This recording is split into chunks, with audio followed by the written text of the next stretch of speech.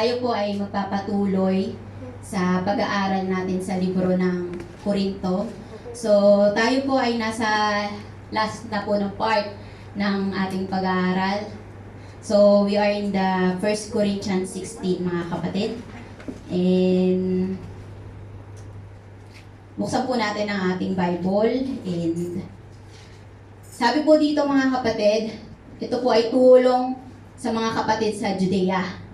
Verse 16, sabi po dito, tungkol naman sa ambagan para sa mga kapatid, gawin ninyo ang tulad sa ipinagbilin ko sa mga iglesia sa Galatia. So, nakakita po natin, mga kapatid, sa throughout our study na marami pong in-address si Paul na mga problema. So, this time, mga kapatid, in the last chapter of Corinth, mga kapatid, in-address niya po dito yung question ng mga taga-Korinto. Kaya nga sabi niya dito, tungkol naman. So meaning to say, nagtanong sila. So tungkol naman sa ambagan para sa mga kapatid, gawin ninyo ang tulad sa ipinagbilin ko sa mga iglesia sa Galatia. So, itong, alam natin, mga kapatid, itong mga taga-Korinto, they are rich, mga kapatid. Mayaman sila in terms of place, at makikita mong pinagpala talaga sila. Kaya nga sabi dito sa first part ng Bible, sabi dito, ang naturang lungsod ay bantog sa kaunlaran, sa pangangalakan at kabihasnan. Pero, you know, mga kapatid, they are poor when it comes to giving. Yun ang problema sa kanila. Kaya nga, sabi dito, in-address ni Paul sa kanila, tungkol naman sa ambagan para sa mga kapatid, gawin ninyo tulad ng ipinagbilin ko sa mga iglesia. At paano niya instruct ito, mga kapatid? Sabi niya dito sa verse 2, tuwing unang araw ng sanglinggo, ang bawat isa ay maglalaan ng bahagi ng kanyang kinikita at ipunin iyon upang hindi na kailangan mag-ambagan pa. Papunta ko riyan. Kung totoong nagmamahal ka sa Panginoon, mga kapatid, it's not question, di ba? When you give. Kaya nga sabi kanina ni Brother Bernie, it's also act of our worship. Yung pagbibigay. Pero talagang itong mga taga-Korintong ito, medyo may pagkaan talaga sutil.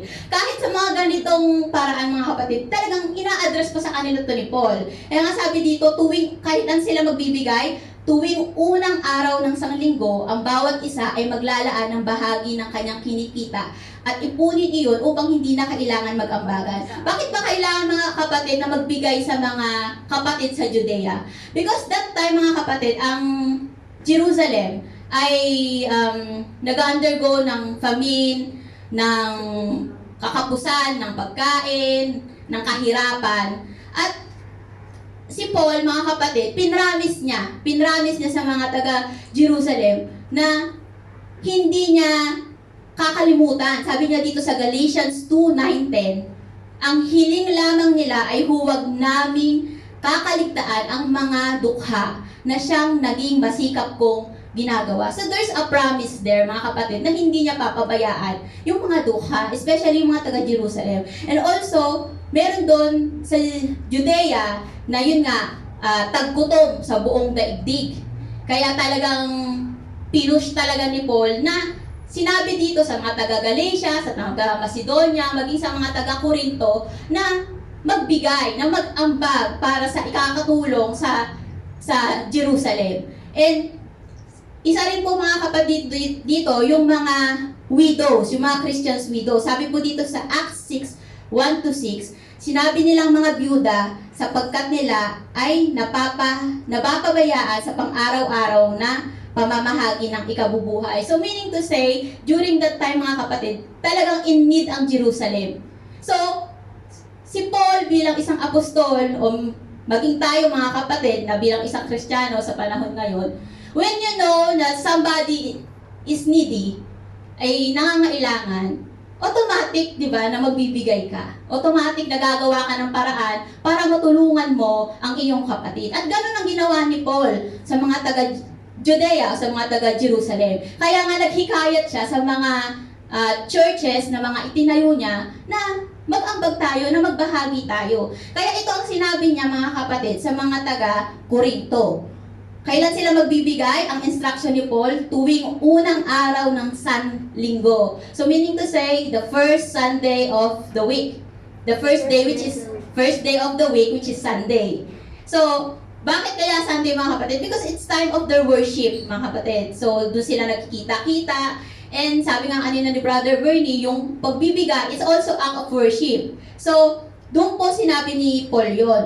Sabi dito, ang bawat isa ay maglaan ng bahagi ng kanyang kinikita. So, wala pong exemption. Mayaman ka man o mahirap, sabi ni Paul, bawat isa ay magbibigay ng kanyang kinikita at ipunin iyon upang hindi na kailangan mag-ambagan pa papunta ko riyan. So, meaning kasi mga kapatid, bawat linggo, they are need to give para sa mga taga-Jerusalem, sa mga kapatid na taga-Jerusalem. And sa pagbibigay po nito mga kapatid, hindi po ito masakit, di ba? Yung kada linggo magbibigay ka, at hindi naman dito sinabi na 20% ng hinita mo, o 20% ng hinita mo, 50%. Sabi lang dito mga kapatid, maglaan ng bahagi ng kanyang kinikita. Kung sa isang linggo ay pinagpala ka, so magbigay ka ng mas nararapat. Pero kung hindi, magbigay ka lang nung naaayon lang sa nakita sa kaya mo. So wala akong force doon. But ang instruction ni Paul, bawat linggo ay magbibigay kayo. So sabi dito sa verse 3, pagdating ko riyan, bibigyan ko ng sulat ang mga taong pipiliin ninyo upang magdala ng inyong tulong sa Jerusalem. So, mga kapatid, hindi po, kuwari, isang buwan, nag-ipon sila, ipapadala na agad. So, sabi po dito sa 2 Corinthians, mga kapatid, basahin po natin.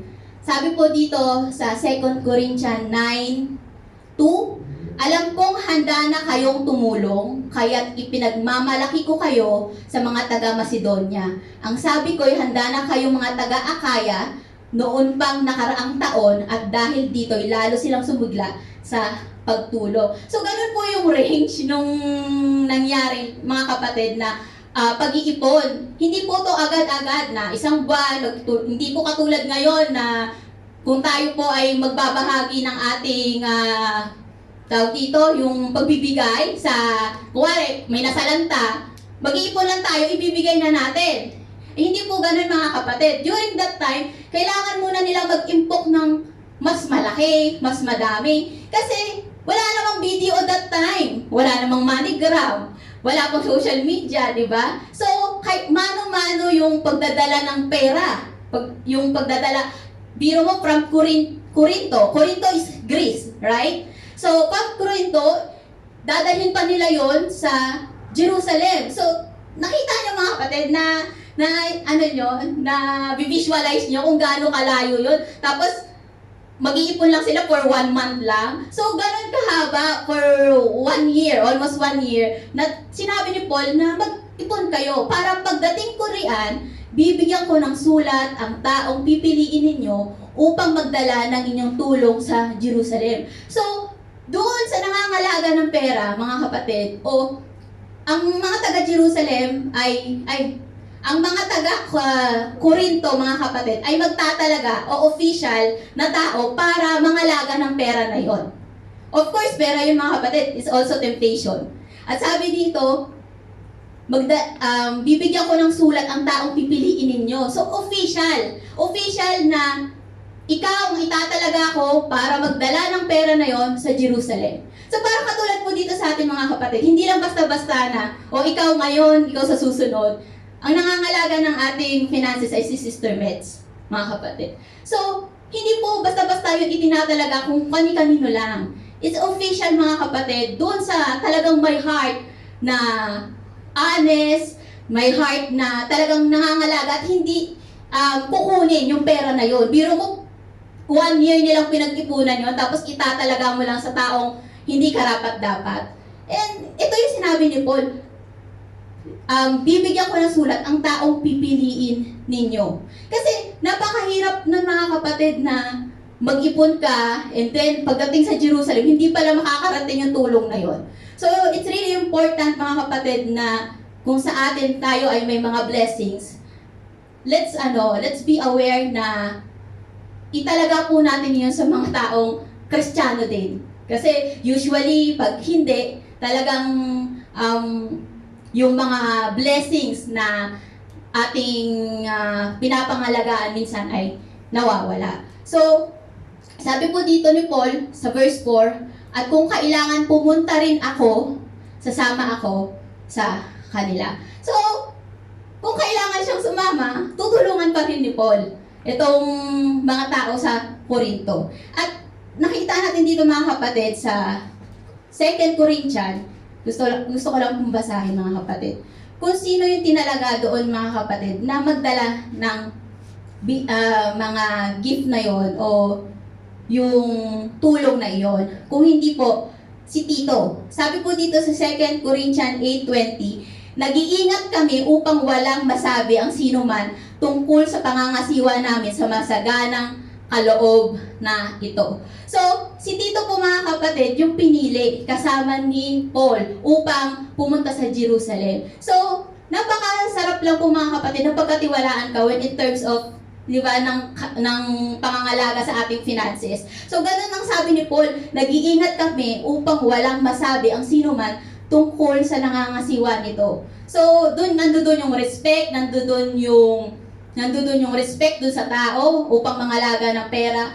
At yun ang sinasabi po ni Paul dito. And sabi dito sa verse 4, at kung kailangan pumunta rin ako, sasama ako sa kanila. So minsan mga kapatid, napakasarap na magbibigay ka lang ng blessings. O sige, padala ko na lang. Pero it's also important our presence doon sa mga taong minsan nangangailangan ng ating tulong. Minsan hindi lang in terms ng pera, kundi ng presence natin. Kaya napaka-bless natin itong church na to. Ay talagang ginagawa nila pastora, nila Sister Meds, nila Sister Grace, na pag may mga kapatid na hindi na nakikita o talagang nangangailangan sa mga trabaho, talagang pinupuntahan nila. And it really reminds me lang mga kapatid na it's not only the money involved, but our presence to care for those people who are in need, di ba mga kapatid? Na yung presence natin, kaya nga when in times ng sakuna,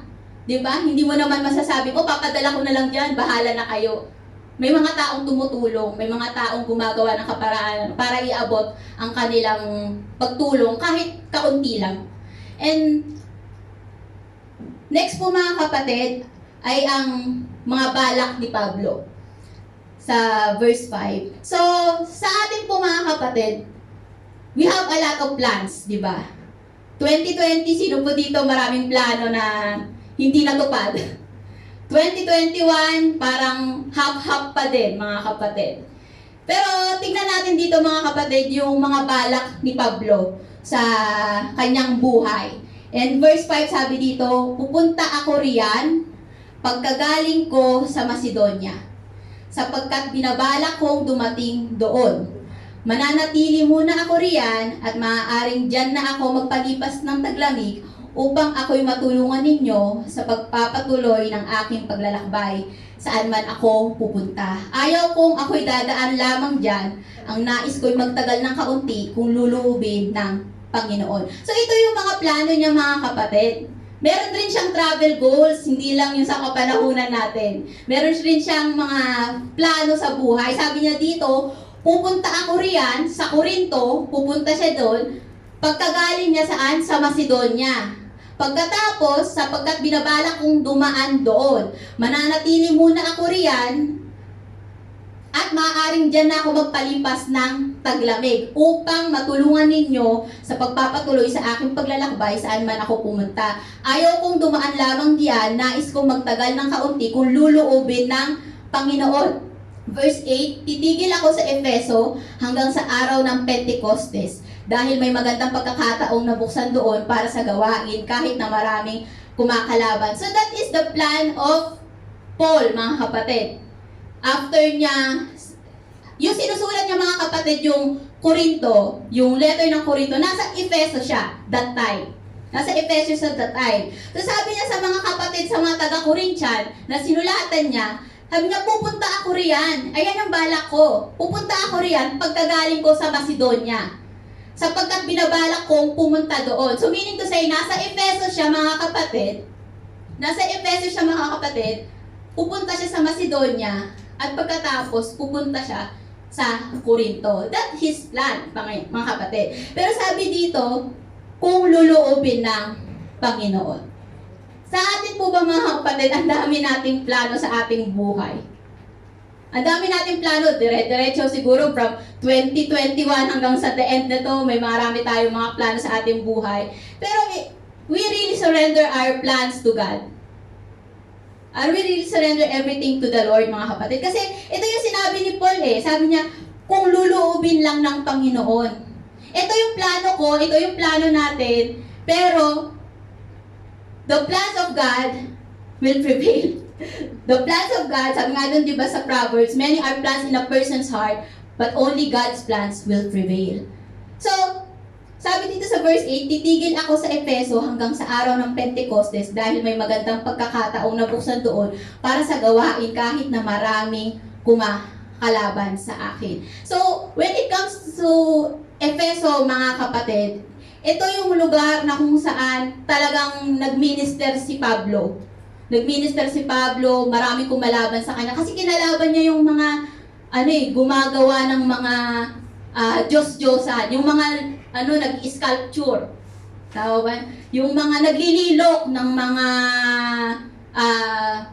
Diyos-Diyosan, yung mga rebulto. So, itong mga to, si Demetrio, dun sa sa Acts, kinalaban niya itong mga kapatid. And then, itong mga nag-i-sculpture na ito, nawala ng trabaho. Nawala ng trabaho, and talagang nag-riot sila. Dahil maraming kumilala that time sa ating Panginoong Hesukristo dahil sa pagbabahagi ni Pablo. So, sabi dito ni Pablo, dahil may magandang pagkakataon doon, nabuksan doon para sa gawain kahit na maraming kumakalaban sa akin. So, kahit na minsan mga kapatid, alam mo na it takes your life. It takes your life para magpahayag ng salita sa Panginoon. Pero dahil alam mong may pagkakataon ka para i-spread ang good news at ang gospel, gagawin mo kahit kapalit pa ito ng buhay mo. At hindi nagkamali doon si Pablo, mga kapatid, dahil maraming tumanggap sa Panginoong Hesukristo during that time. During that time, mga kapatid, napakadaming nag-surrender sa Panginoong Hesukristo at nakilala. At yun yung kinagagalit ng mga tao sa Efeso, mga kapatid. Dahil hindi na makikilala ang kanilang Diyos-Diyosa na si Artemis. So, ito yung nangyari kay Paul during that time. Ito yung mga balak niya. Pero when it comes to 2 Corinthians, mga kapatid, makikita natin, mga kapatid, na itong binalak niya na from Efeso to Macedonia to Corinto, yung ganong systematic na travel niya, yung travel goals niya, hindi yon natupad. Hindi yun natuloy. Ang nangyari, mga kapatid, from Macedonia, from Efeso, pumunta siya sa Corinto, Macedonia, Corinto, at sa Jerusalem. If Lord's willing. Sometimes, ganun yung plano natin, mga kapatid. Papatayo akong bahay, ito na, uuwi na ako sa Pilipinas, yung mga iba hindi pa makauwi-uwi. Pero if Lord's willing, baka may pinapagawa pa sa atin ang Panginoon. Baka meron pa tayong dapat gawin sa ating Panginoon bago tayo niya ipunta o i-lead doon sa ating patutunguhan. Naalala niyo mo, mga kapatid, si Jonas. Di ba? Si Jonas, may pinapagawa sa kanya ang Panginoon Pero dahil hindi siya nag-obey, sa iba siya dumaan. Pero ang nangyari, yung sa barko na sinasakyan niya, pinakain din siya sa isda. At nung nandun siya sa isda at nanalangin siya after 3 days, saan siya lumabas, mga kapatid? Doon din sa pinaplan ng Lord sa kanya, sa Ninive. So, minsan ganun din tayo, mga kapatid. Ang dami nating plan natin sa buhay. Pero, it's really the plans of the Lord will prevail. Kaya tayo po, mga kapatid, ay tunay lang na mag-stand sa Lord. Sa panahon ngayon na tayo po ay medyo kaka-kaka ang panahon at yung ating pong sitwasyon. And we really have a lot of plans in our life. Let's really surrender our plans to God. Katulad po ni Pablo, mga kapatid. At sabi po dito sa verse 10, pagdating diyan ni Timoteo, ipadama ninyo ang inyong pagtanggap sa kanya upang mapanatag ang kanyang kalooban, sapagkat siya'y tulad kong naglilingkod sa Panginoon. So, ito po si Timoteo, mga kapatid, parang buddy-buddy ni Paul during that time sa Corinto. Buddy-buddy niya po ito, mga kapatid, at talagang kasama niya ito, na-train niya ito, mga kapatid. Kaya nga sabi dito ni Pablo, pagdating diyan ni Timoteo, ibig sabihin, papapuntahin niya si Timoteo sa Corinto. So, bilang isang Pablo, mga kapatid, hindi mo papapuntahin yung isang tao na wala lang. Representative mo yun eh. Di ba? Pag ang isang bansa may representative, ibig sabihin, magaling, merong karakter na pwede talagang i-representative. So, ito po yung sinabi dito, pagdating dyan ni Timoteo, ipadama ninyo ang inyong pagtanggap sa kanya upang mapanatag ang kanyang kalooban, sapagkat siya'y tulad kong naglilingkod sa Panginoon. Huwag ninyo siyang maliitin, sa halip ay tulungan ninyo upang makabalik siya sa akin ng mapayapa, sapagkat hinihintay ko siya kasama ng aking mga kapatid.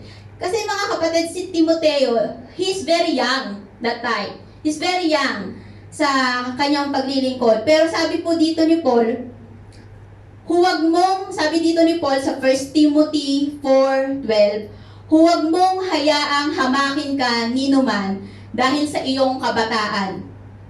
Sa halip, sikapin mong maging halimbawa sa mga mananampalataya sa iyong pagsasalita, pag-uugali, pag-ibig, pananampalataya, at malinis na pamumuhay. Habang wala pa ako riyan, iukol mo ang iyong panahon sa pagbabasa ng kasulatan sa harap ng mga tao, sa pangangaral at sa pagtuturo. Huwag mong pabayaan ang kaloob na ibinigay sa iyo na magsalita sa mga propeta at ipatong sa iyo ng mga matatandang pinuno ng iglesia ang kanilang kamay. Isagawa mo ang mga ito at pag-ukulan mo ng panahon upang makita ng lahat ang iyong paglago. Pagkaingatan mo ang iyong sarili at ang iyong pagtuturo, patuloy mong gawin ang mga ito, sapagkat sa paggawa mo nito ay maliligtas ka, pati na ang mga nakikinig sa iyo. So nakita po natin dito, mga kapatid, na despite dun sa edad ni Timoteo, ay siya yung pinadala ni Pablo. So tayo rin po, mga kapatid, no? Sino po ba dito yung mga nasa 20s? 20s pa. 20s? Wow, amen. Si Sister, si Sky, si Ate Michelle, 20s. O feeling 20s. Okay. Ayun. So, even nasa young age tayo, mga kapatid, or being young Christians, when our leaders put us para tayo po ay tumayo, meaning to say, mga kapatid, may nakikita po sa atin. Hindi lang tayo patatayuin, hindi lang tayo papagawin kung wala lang. Katulad rin po ni Timoteo, mga kapatid, na kahit bata lang siya, siya yung pinadala ni Pablo. Kasi alam niya na merong karakter itong batang ito na pwede talagang i-representative katulad niya. And knowing Paul, grabe, di ba sa mga Bible study, mga kapatid, si Paul, grabe yung karakter niya, talagang all out siya sa Panginoon. And tayo bilang i-represent tayo ng ating presidente, it's a privilege, di ba, mga kapatid? It's a privilege na tayo ay ipadala sa ibang bansa, tayo yung mag-represent sa bansa natin, o maging sa church natin. Kaya, mga kapatid, kung tayo ay itinalaga ng ating mga leader, magtiwala po tayo. Even we are just young Christian or young in age, hindi po yan basihan. Ang basihan po, mga kapatid, ay yung ating pong pag-obey sa ating Panginoon. And sabi po dito sa verse 12, tungkol naman sa ating kapatid na si Apollo, kinausap ko siyang mabuti upang dalawin kayo kasama ng ibang mga kapatid. Ngunit hindi pa siya makapunta ngayon, saka na siya dadalaw sa inyo kapag nagkaroon ng pagkakataon. So, nakita natin mga kapatid, tungkol naman sa ating kapatid na si Apollo, kinausap ko siyang mabuti. So meaning to say, merong request ang mga taga-Korinto na sana si Apollo ay pumunta rin dito sa Corinthians. Kasi nakita natin mga kapatid sa Acts na tunay nga na nag-minister din doon si Apollo. At di ba sabi nga sa 1 Corinthians mga kapatid, sa 1 Corinthians 1:12, basahin ko lang po. Sabi po dito, ito ang tinutukoy ko, ang nagsasabing kay Pablo ako, ay may nagsasabi namang ako ay kay Apollo. Ang iba naman ay nagsasabi kay Pedro. So nagkaroon ng division that time, mga kapatid, na ako kay Apollo, ako kay Pablo, ako naman kay Kristo. So, to follow someone, ibig sabihin, meron talaga siyang inambag doon sa lugar na yon. At kaya ito yung sabi ng mga taga-Korinto, mga kapatid, hinihiling nila na bumalik si Apollo. Pero sabi dito ni Pablo, ano sabi dito ni Pablo mga kapatid? Ano ba yun? Sabi dito ni Pablo, kinausap ko na siyang mabuti upang dalawin kayo kasama ng ibang mga kapatid. Ngunit hindi pa siya makapunta ngayon. Saka na siya dadalaw sa inyo kapag nagkaroon na ng pagkakataon.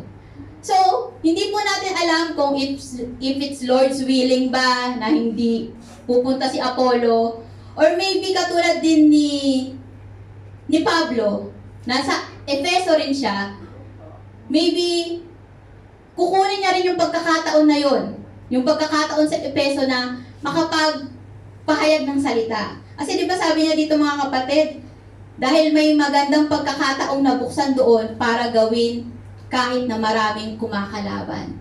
So, itong mga balak ni Pablo, mga kapatid, nakita natin that it's all planned by Paul. Sa buong Korinto, mga kapatid, na libro, tinakil doon yung mga problema sa Korinto.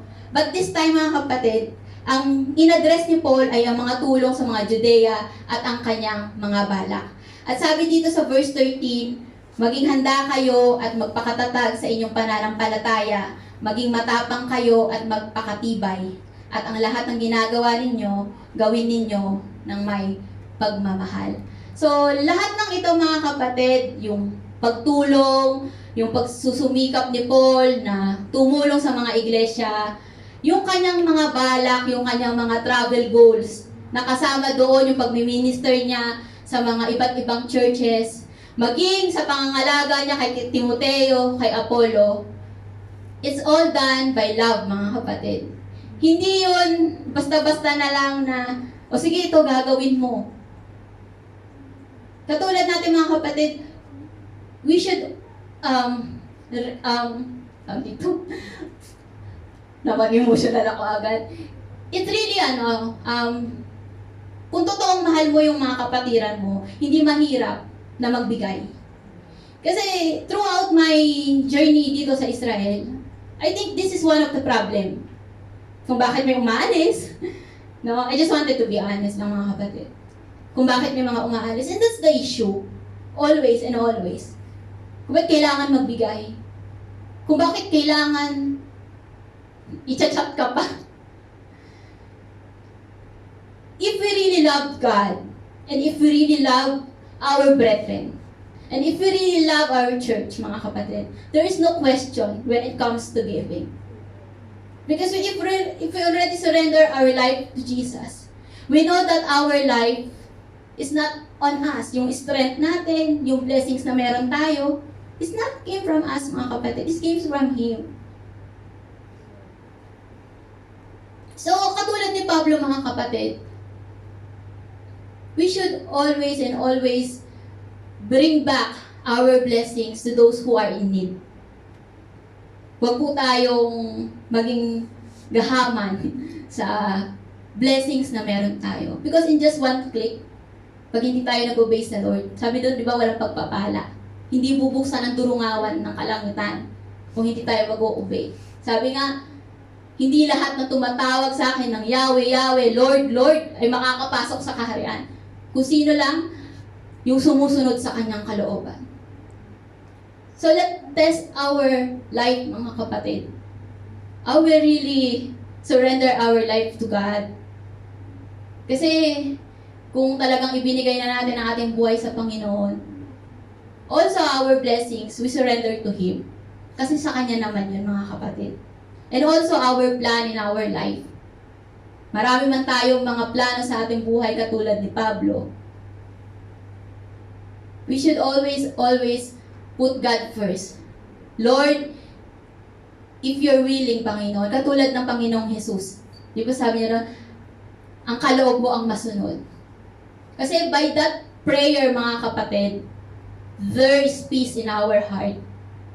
Napakagulo na ng mundo, pero that prayer talaga, it really keep us to be at peace. That Lord, ang kaloob mo ang masunod at hindi ang kaloob namin. Hindi yung mga plano namin. So, we really, mga kapatid, practice our faith. Hindi lang sa salita. Sabi nga, di ba, faith comes from hearing and hearing the word of God. Pero hindi natatapos yun doon. Faith without action is death. So by the grace of God, gawin po natin yung mga pinapagawa ng ating Panginoon. And let's surrender everything to Him.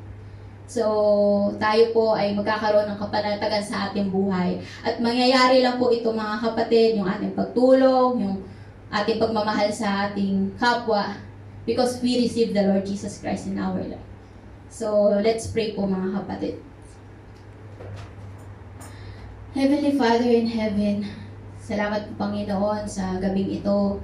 Salamat po, Panginoon, sa inyong salita. Salamat po, Panginoon, to remind us, Lord God, about giving, Lord God, and surrendering our plan to you, Panginoon. Marami nga po kami, Panginoong, inaalala, Panginoon. Marami po kami, Panginoong, pinaplano sa aming buhay.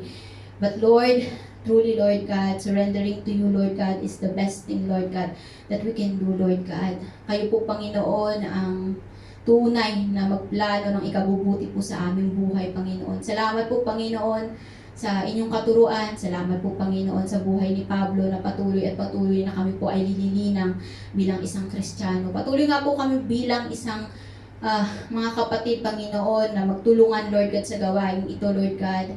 Kami man po, Panginoon, ay dumaranas, Lord God, ng problema, ng circumstances sa buhay. Hindi nga po ito, Lord God, maging hadlang upang kami po ay tumulong, Panginoon. And Lord, truly, Lord God, mas maganda ang plano mo sa buhay po namin. Kaya, Lord God, pinagkakatiwala po namin ito sa inyo, Lord God, ng buong puso at kaluluwa. Salamat, Lord God, sa gabing ito.